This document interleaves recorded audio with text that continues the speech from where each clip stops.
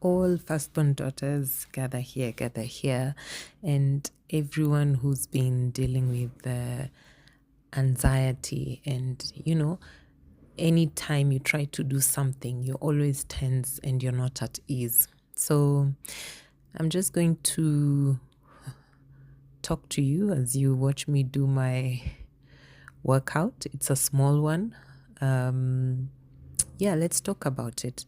So one of the things that I did this past month was take part in a sort of a group therapy session, and I'm going to just walk you through what we were discussing then, and that is especially how your family of origin shapes you unconsciously and affects the choices that you make in your career, in your personal life, and even how you treat yourself.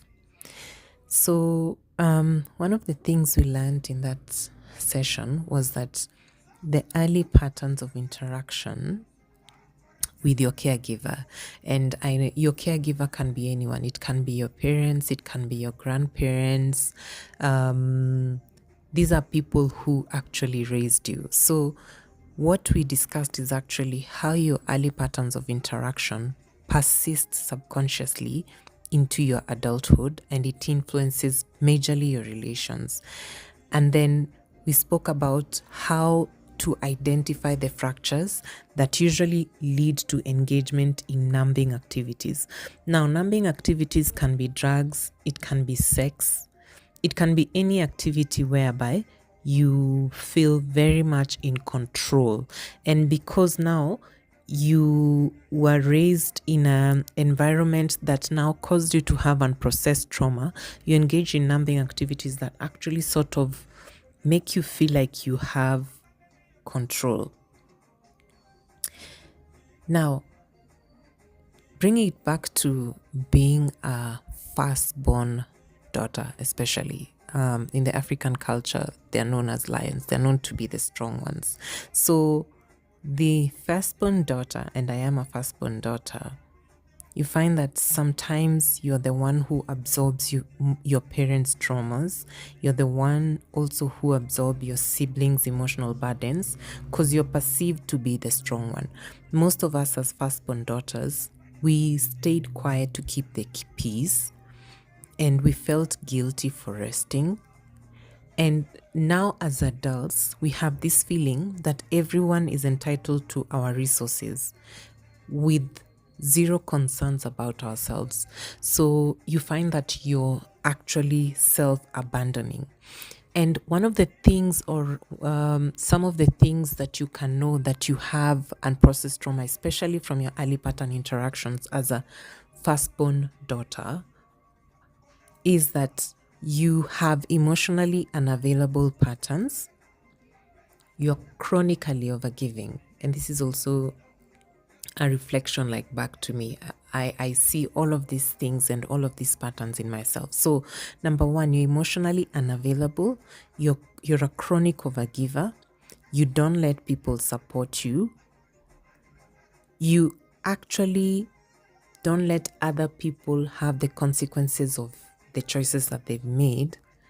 And you sort of hold yourself responsible for others. You also have poor boundaries. You have the inability to speak up for yourself, and you feel a disconnect from self and others. Like, because you're sort of unemotional, there's a sort of barrier or wall you have put up such that you don't connect. You can be in a room talking to someone, but you don't feel the connection. Then you endure abuse, you procrastinate, and you have self-sabotaging behavior. You're conflict averse. In brackets, you like to keep the peace. So you never want to confront people. You're always the one trying to keep the peace. Then you feel threatened whenever you are required to speak up for yourself. Basically, you become a doormat.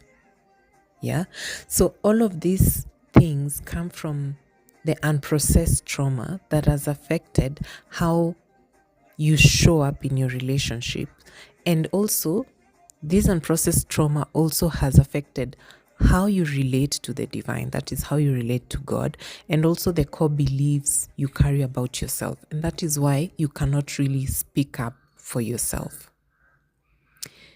This is majorly caused by, when I talk about unprocessed trauma, what I'm talking about is that during your early childhood, you didn't feel a sense of safety, and there was no space created for you to process your experiences.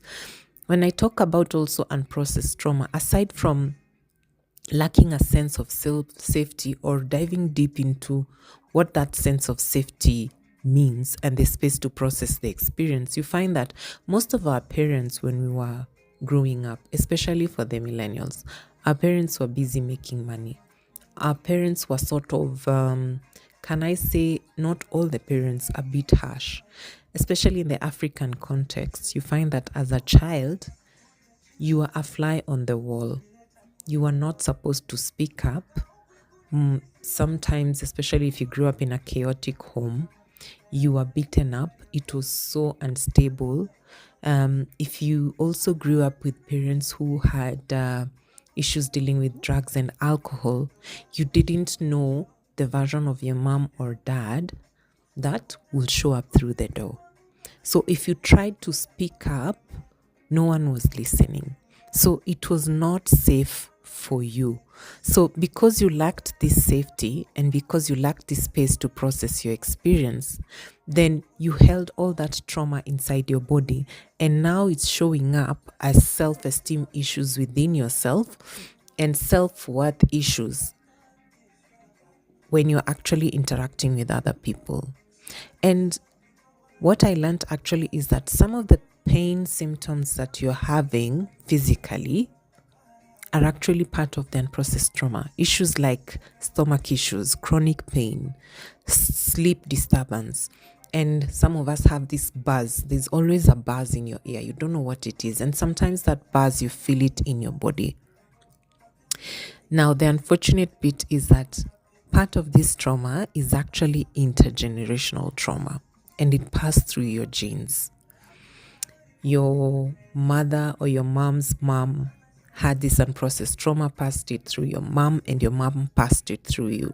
And some of it was passed through when you were in the womb. If your mom never felt safe enough, and if she was not given the space to process her experience, then that trauma passes through you. And now, what at the core of it all, your central nervous system actually keeps on showing up in survival mode. And I think that is the worst place to be. And that is why, for you, you thrive in chaos. Chaos becomes a familiar energy to you. And for some of us, that is how, when you get into, let's say, a romantic relationship and you don't have this chaos around you, you feel uncomfortable.